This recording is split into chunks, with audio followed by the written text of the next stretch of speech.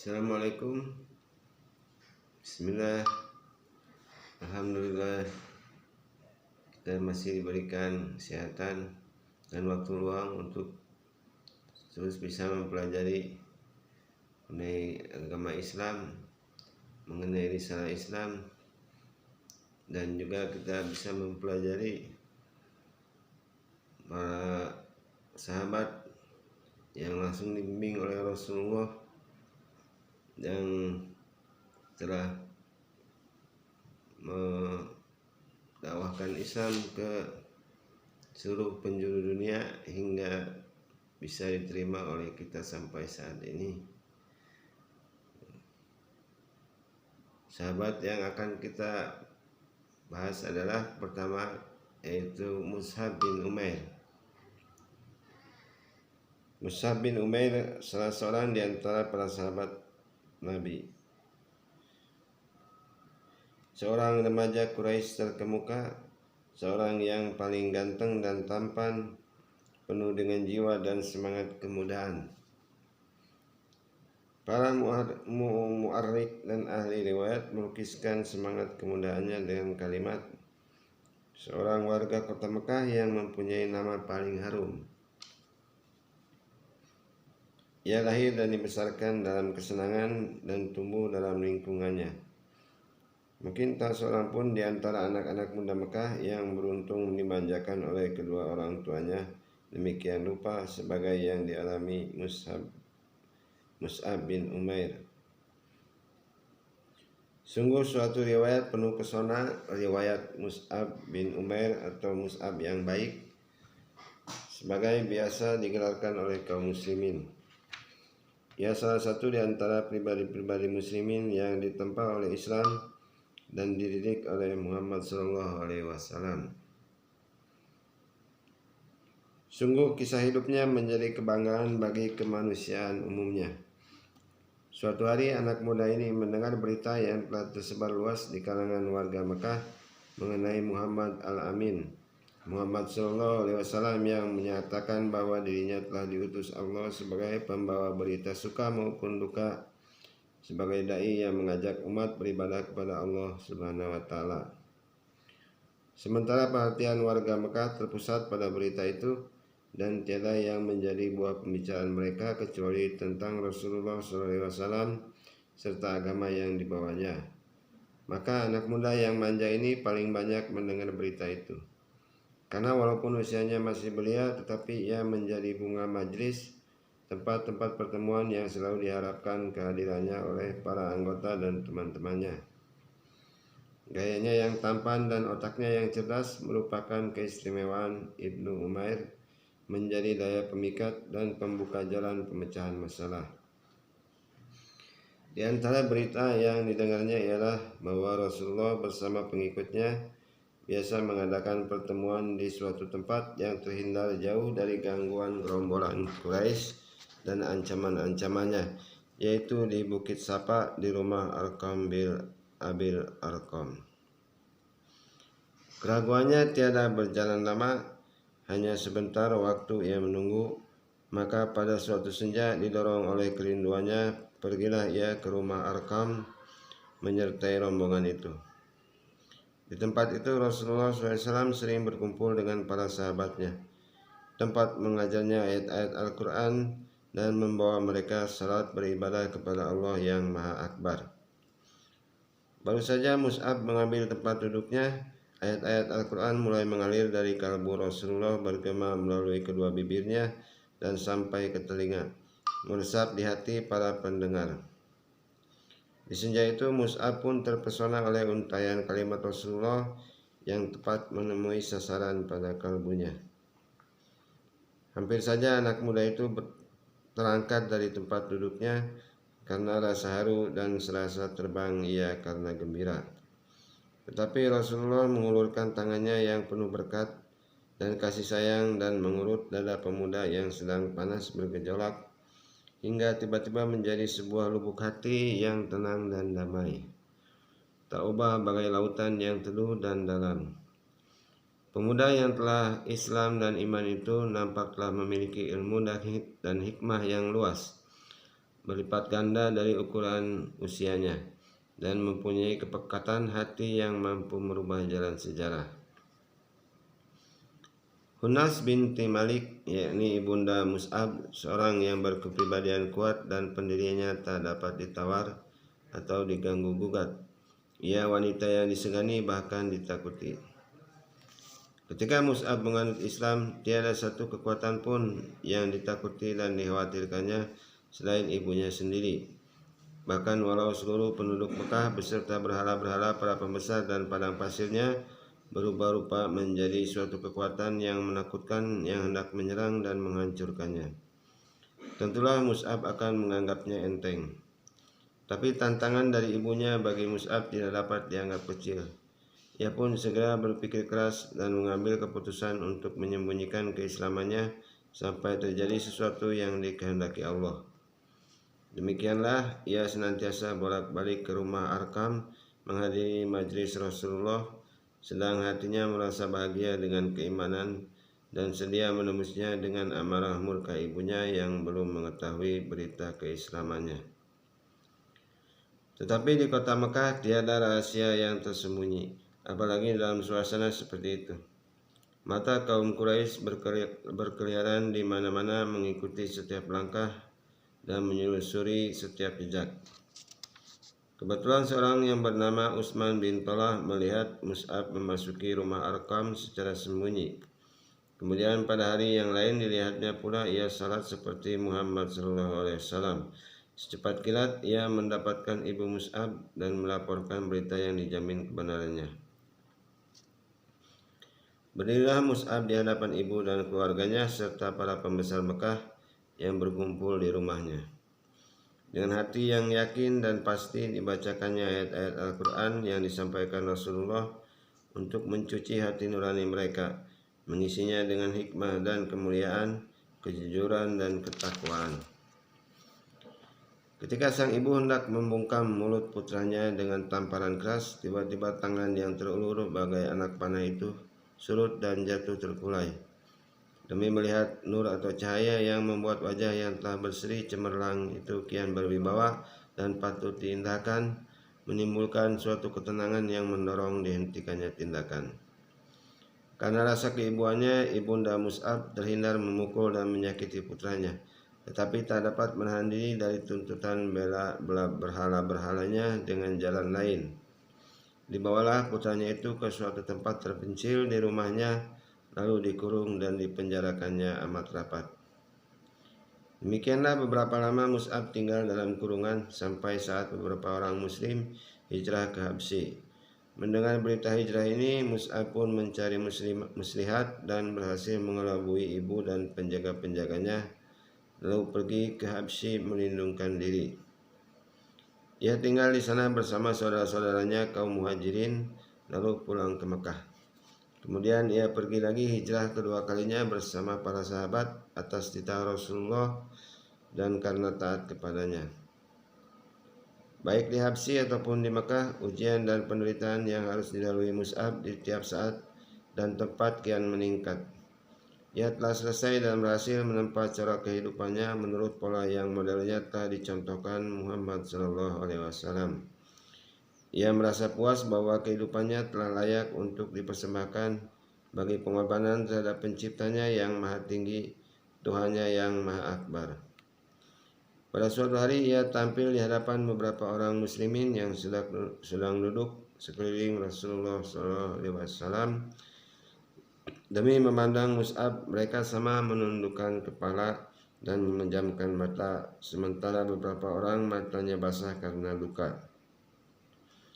Mereka melihat Mus'ab memakai jubah usang yang bertambal-tambal, padahal belum lagi hilang dari ingatan mereka pakaiannya sebelum masuk Islam. Tak ubahnya bagaikan kembang di taman, berwarna-warni dan menghamburkan bau yang wangi. Adapun Rasulullah menatapnya dengan pandangan penuh arti, disertai cinta kasih dan syukur dalam hati. Pada kedua bibirnya tersungging senyuman mulia seraya bersabda, "Laqad ra'aitu Mus'aban hadza wa ma bimakkata fata an'amu inda abawaihi minhu thumma taraka dzalika kullahu hubban lillahi wa rasulih. Artinya dahulu saya lihat Mus'ab ini tak ada yang mengimbangi dalam memperoleh kesenangan dari orang tuanya. Kemudian ditinggalkannya semua itu demi cintanya kepada Allah dan Rasulnya. Semenjak ibunya merasa putus asa untuk mengembalikan Mus'ab kepada agama yang lama, ia telah menghentikan segala pemberian yang biasa dilimpahkan kepadanya. Bahkan ia tak sudi nasinya dimakan orang yang telah mengingkari berhala dan patut beroleh kutukan daripadanya, walaupun itu anak kandungnya sendiri. Akhir pertemuan Mus'ab dengan ibunya ketika perempuan itu hendak mencoba mengurungnya lagi sewaktu ia pulang dari Habsyi. Ia pun bersumpah dan menyatakan tekadnya untuk membunuh orang-orang suruhan ibunya bila rencana itu dilakukan. Karena sang ibu telah mengetahui kebulatan tekad putranya yang telah mengambil satu keputusan, tak ada jalan lain baginya kecuali melepasnya dengan cucuran air mata, sementara Mus'ab mengucapkan selamat berpisah dengan menangis pula. Saat perpisahan itu menggambarkan kepada kita kegigihan luar biasa dalam kekafiran pihak ibu. Sebaliknya kebulatan tekad yang lebih besar dalam mempertahankan keimanan dari pihak anak. Ketika sang ibu mengusirnya dari rumah sambil berkata, "Pergilah sesuka hatimu, aku bukan ibumu lagi." Maka Mus'ab pun menghampiri ibunya sambil berkata, "Wahai bunda, telah Ananda sampaikan nasihat kepada bunda, dan Ananda menaruh kasihan kepada bunda. Karena itu saksikanlah bahwa tiada Tuhan melainkan Allah dan Muhammad adalah hamba dan utusannya." Dengan murka dan naik darah, ibunya menyahut, "Demi bintang, sekali-kali aku takkan masuk ke dalam agamamu itu. Otakku bisa rusak dan buah pikiranku takkan diindahkan orang lagi." Demikian Mus'ab meninggalkan kemewahan dan kesenangan yang dialaminya selama itu dan memilih hidup miskin dan sengsara. Pemuda ganteng dan parlente itu kini telah menjadi seorang melarat dengan pakaiannya yang kasar dan usang, sehari makan dan beberapa hari menderita lapar. Tapi jiwanya yang telah dihiasi dengan akidah suci dan cemerlang berkat sepuhan nur ilahi telah merubah dirinya menjadi seorang manusia lain, yaitu manusia yang dihormati, penuh wibawa dan disegani. Suatu saat Mus'ab dipilih Rasulullah untuk melakukan suatu tugas maha penting saat itu. Ia menjadi duta atau utusan Rasul ke Madinah untuk mengajarkan seluk-beluk agama kepada orang-orang Ansar yang telah beriman dan baiat kepada Rasulullah di Bukit Aqabah. Di samping itu mengajak orang-orang lain untuk menganut agama Allah serta mempersiapkan kota Madinah untuk menyambut hijratul Rasul sebagai peristiwa besar. Sebenarnya di kalangan sahabat ketika itu masih banyak yang lebih tua, lebih berpengaruh dan lebih dekat hubungan keluarganya dengan Rasulullah daripada Mus'ab. Tetapi Rasulullah menjatuhkan pilihannya kepada Mus'ab yang baik, dan bukan tidak menyadari sepenuhnya bahwa beliau telah memikulkan tugas amat penting ke atas pundak pemuda itu, dan menyerahkan kepadanya tanggung jawab nasib agama Islam di kota Madinah, suatu kota yang tak lama lagi akan menjadi kota tempatan atau kota hijrah, pusat para dai dan dakwah, tempat berhimpunnya penyebar agama dan pembela Islam. Mus'ab memikul amanah itu dengan bekal karunia Allah kepadanya, berupa pikiran yang cerdas dan budi yang luhur. Dengan sifat zuhud, kejujuran dan kesungguhan hati, ia berhasil melunakkan dan menawan hati penduduk Madinah hingga mereka berduyun-duyun masuk Islam. Sesampainya di Madinah, didapatinya kaum muslimin di sana tidak lebih dari 12 orang, yakni hanya orang-orang yang telah dibaiat di Bukit Aqabah. Tetapi tiada sampai beberapa bulan kemudian, meningkatlah orang-orang yang sama-sama memenuhi panggilan Allah dan Rasul-Nya. Pada musim haji berikutnya dari perjanjian Aqabah, kaum muslimin Madinah mengirim perutusan yang mewakili mereka menemui Nabi. Dan perutusan itu dipimpin oleh guru mereka, oleh duta yang dikirim Nabi kepada mereka, yaitu Mus'ab bin Umair. Dengan tindakannya yang tepat dan bijaksana, Mus'ab bin Umair telah membuktikan bahwa pilihan Rasulullah SAW atas dirinya itu tepat. Ia memahami tugas dengan sepenuhnya hingga tak terlanjur melampaui batas yang telah ditetapkan.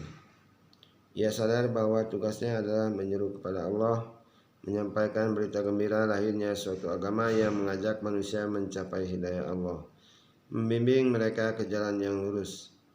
Akhlaknya mengikuti pola hidup Rasulullah yang diimaninya, yang mengemban kewajiban hanya menyampaikan belaka. Di Madinah, Mus'ab tinggal sebagai tamu di rumah As'ad bin Zurarah. Dengan didampingi As'ad, ia pergi mengunjungi kabilah-kabilah, rumah-rumah dan tempat-tempat pertemuan untuk membacakan ayat-ayat kitab suci dari Allah, menyampaikan kalimatullah bahwa Allah Tuhan Maha Esa secara hati-hati. Pernah ia menghadapi beberapa peristiwa yang mengancam keselamatan diri serta sahabatnya yang nyaris celaka kalau tidak karena kecerdasan akal dan kebesaran jiwanya. Suatu hari ketika ia sedang memberikan petua kepada orang-orang, tiba-tiba disergap Usaid bin Hudair, kepala suku kabilah Abdul Ashhal di Madinah. Usaid menodong Mus'ab dengan menyentakkan lembingnya. Bukan main marah dan murkanya Usaid menyaksikan Mus'ab yang dianggap akan mengacau dan menyelewengkan anak buahnya dari agama mereka, serta mengemukakan Tuhan yang Maha Esa yang belum pernah mereka kenal dan dengar sebelum itu. Padahal menurut anggapan Usaid, tuhan-tuhan mereka yang bersimpuh lena di tempatnya masing-masing mudah dihubungi secara konkret. Jika seseorang memerlukan salah satu di antaranya, tentulah ia akan mengetahui tempatnya dan segera pergi mengunjunginya untuk memaparkan kesulitan serta menyampaikan permohonan. Demikianlah yang tergambar dan terbayang dalam pikiran suku Abdul Ashhal. Tetapi Tuhannya Muhammad SAW yang diserukan beribadah kepadanya oleh utusan yang datang kepada mereka itu, tiadalah yang mengetahui tempatnya dan tak seorang pun yang dapat melihatnya.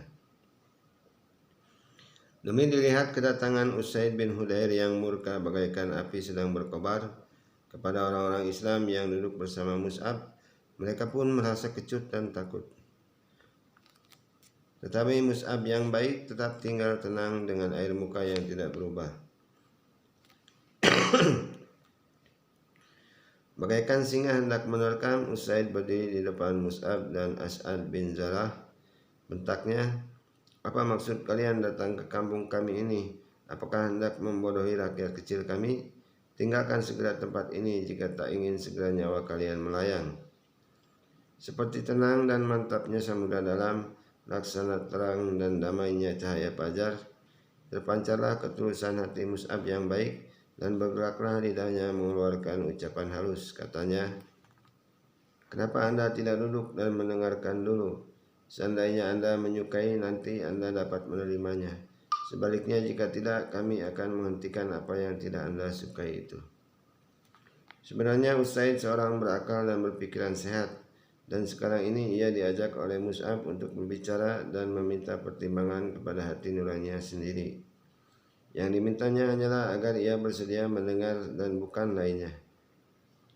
Jika ia menyetujui, ia akan membiarkan Mus'ab, dan jika tidak, maka Mus'ab berjanji akan meninggalkan kampung dan masyarakat mereka untuk mencari tempat dan masyarakat lain dengan tidak merugikan ataupun dirugikan orang lain.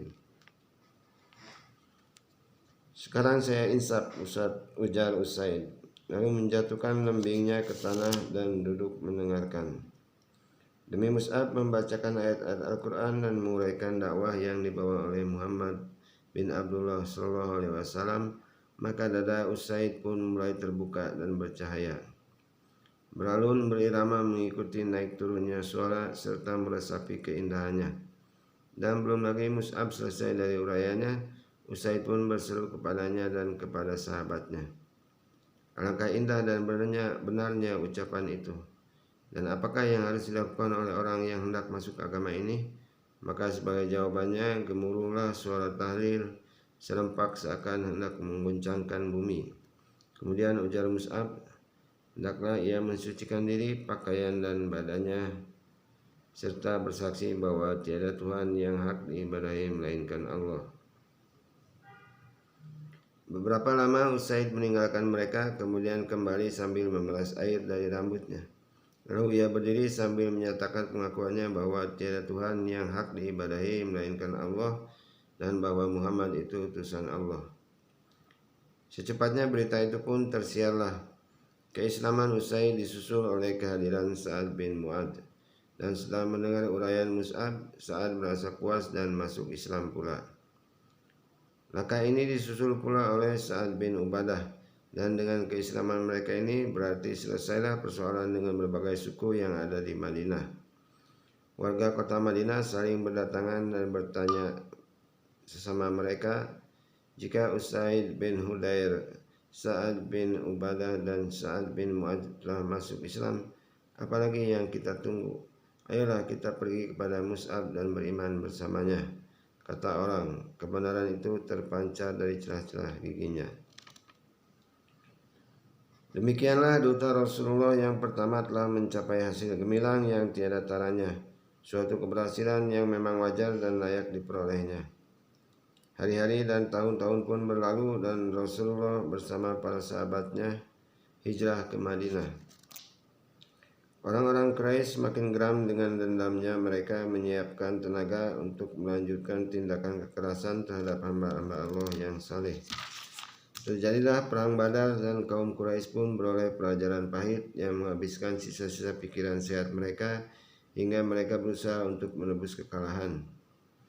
Kemudian datanglah giliran perang Uhud dan kaum muslimin pun bersiap-siap mengatur barisan. Rasulullah berdiri di tengah barisan itu menatap setiap wajah orang beriman, menyelidiki siapa yang sebaiknya membawa bendera. Maka terpanggillah Mus'ab yang baik dan pahlawan itu tampil sebagai pembawa bendera. Peperangan berkobar lalu berkecamuk dengan sengitnya. Pasukan panah melanggar tidak mentaati peraturan Rasulullah. Mereka meninggalkan kedudukannya di celah bukit setelah melihat orang-orang musyrik menderita kekalahan dan mengundurkan diri. Perbuatan mereka itu secepatnya merubah suasana hingga kemenangan kaum muslimin beralih menjadi kekalahan. Dengan tidak diduga, pasukan berkuda Quraisy menyerbu kaum muslimin dari puncak bukit. Lalu tombak dan pedang pun berdentang bagaikan mengamuk, membantai kaum muslimin yang tengah kacau balau. Melihat barisan kaum muslimin porak-poranda, musuh pun menunjukkan serangan ke arah Rasulullah dengan maksud menghantamnya. Mus'ab bin Umair menyadari suasana gawat ini. Maka diacungkannya bendera setinggi-tingginya dan bagaikan ngauman singa ia bertakbir sekeras-kerasnya. Lalu maju ke muka, melompat, mengelak dan berputar lalu menerkam. Minatnya tertuju untuk menarik perhatian musuh kepadanya dan melupakan Rasulullah SAW. Dengan demikian dirinya pribadi bagaikan membentuk barisan tentara. Sungguh walaupun seorang diri, tetapi Mus'ab bertempur laksana pasukan tentara besar. Sebelah tangannya memegang bendera bagaikan tameng kesaktian, sedang yang sebelah lagi menebaskan pedang dengan matanya yang tajam. Tetapi musuh kian bertambah banyak juga. Mereka hendak menyeberang dan dengan menginjak-injak tubuhnya untuk mencapai Rasulullah. Sekarang marilah kita perhatikan saksi mata yang akan menceritakan saat-saat terakhir pahlawan besar Mus'ab bin Umair. Berkata Ibnu Sa'ad, diceritakan kepada kami oleh Ibrahim bin Muhammad bin Surahbil al-Abdari dari bapaknya. Ia berkata, Mus'ab bin Umair adalah pembawa bendera di perang Uhud. Tak kala barisan kaum muslimin pecah, Mus'ab bertahan pada kedudukannya. Datanglah seorang musuh berkuda, Ibnu Kumayyah namanya, lalu menebas tangannya hingga putus. Sementara Mus'ab mengucapkan, Muhammad itu tiada lain hanyalah seorang rasul yang sebelumnya telah didahului oleh beberapa rasul. Maka dipegangnya bendera dengan tangan kirinya sambil membungkuk melindunginya. Musuh pun menebas tangan kirinya itu hingga putus pula. Mus'ab membungkuk ke arah bendera, lalu dengan kedua pangkal lengan meraihnya ke dada sambil mengucapkan, Muhammad itu tiada lain hanyalah seorang rasul dan sebelumnya telah didahului oleh beberapa rasul. Lalu orang berkuda itu menyerangnya ketiga kali dengan tombak dan menusukkannya hingga tombak itu pun patah. Mus'ab pun gugur dan bendera jatuh. Gugurlah Mus'ab dan jatuhlah bendera. Ia gugur sebagai bintang dan mahkota para syuhada. dan hal itu dialaminya setelah dengan keberanian luar biasa mengarungi kancah pengorbanan dan keimanan. Di saat itu Mus'ab berpendapat bahwa sekiranya ia gugur, tentulah jalan para pembunuh akan terbuka lebar menuju Rasulullah tanpa ada pembela yang akan mempertahankannya. Demi cintanya yang tiada terbatas kepada Rasulullah dan cemas memikirkan nasibnya nanti ketika ia akan pergi berlalu, setiap kali pedang jatuh menerbangkan sebelah tangannya, dihiburnya dirinya dengan ucapan, Muhammad itu tiada lain hanyalah seorang Rasul dan sebelumnya telah didahului oleh beberapa Rasul. Kalimat yang kemudian dikukuhkan sebagai wahyu ini selalu diulang dan dibacanya sampai selesai hingga akhirnya menjadi ayat Al-Quran yang selalu dibaca orang. Demikianlah kisah kehidupan tentang sahabat Nabi yaitu Mus'ab bin Umair. Mudah-mudahan bermanfaat. Wassalamualaikum warahmatullahi wabarakatuh.